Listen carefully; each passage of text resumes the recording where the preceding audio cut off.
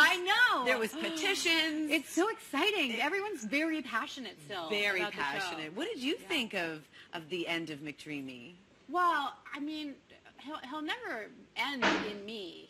I mean, he from the very beginning. I mean, he's such a central part of Amelia's life. He's such a core person in her psychological and emotional life that I think in every season, in every episode for the rest of the show, he's going to be present for her. Yeah. But yeah, I think as a fan, I was like, oh my God, what are we going to do? and then just relating to Amelia and how devastating that loss would be for her. Mm-hmm. So it was heavy. It was heavy. What are you going to do? Is there any ideas of new cast coming in to kind of fill that void? I don't know exactly what they're doing next year. I know there are going to be new people coming in at some point. No one will ever fill that void. That is always going to be McDreamy. But the show is incredible. It has such a life. I think Shonda Rhimes is such a genius storyteller, and she creates these incredible multi-dimensional characters that you really start to develop relationships with. And so there's this whole clutch of friends now that are like family that are continuing and grieving and coming together and helping each other get through this, and they're falling in love. And you know what I mean? It's almost like showing how life continues and starts to flourish again after you suffer a major loss. And so it's actually, it's a really exciting season. Like with Owen. Like with Owen, maybe. We don't know. I was going to say, is that going to end up a happily ever after? I mean, it's Shondaland. So I don't know if there's ever like a firm happily ever after. True there's enough. always kind of this wild ride. You know, there are enough seeds planted that I think it will be an interesting season, but we don't know. You don't know anything, I guess. Yeah. Well,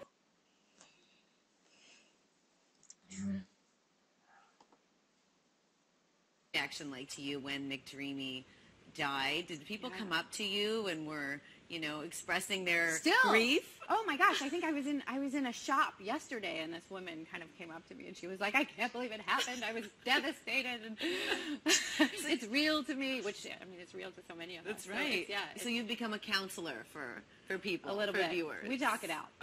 We talk it out. Now, you've been a part of Shondaland, from Private Practice, Grey's Anatomy. Yeah.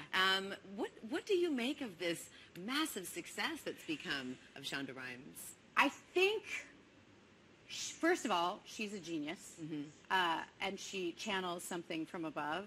But I think her success is also a huge wake-up call and an indicator to the industry in general and to the world in general that there are stories that we want to hear that weren't being told. And I think that,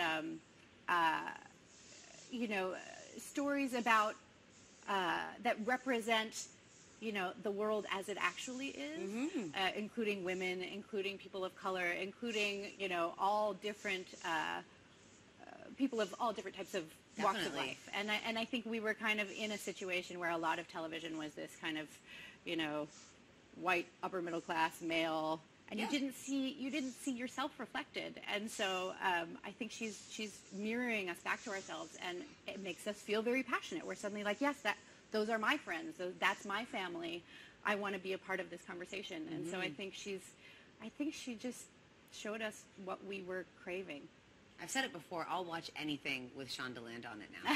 It's true. It's like a guarantee that you're going to be entertained and left wanting more. Yeah, it's definitely, she hits all of the major stops during every episode. Do you think there's this much sex and angst and love and turmoil in a hospital on any given day? I mean, it's a very high-stakes environment. It is?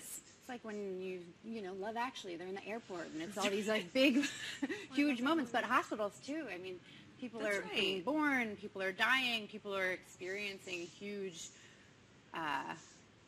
change. Yeah. And I would imagine that the doctors, too, are love is everywhere. It is everywhere. The one thing, though, that we often laugh about is that I think if we had been on call for the number of hours that we were often on call for, I wonder if most doctors in trauma hospitals have enough energy for a round in the on-call room. That's right.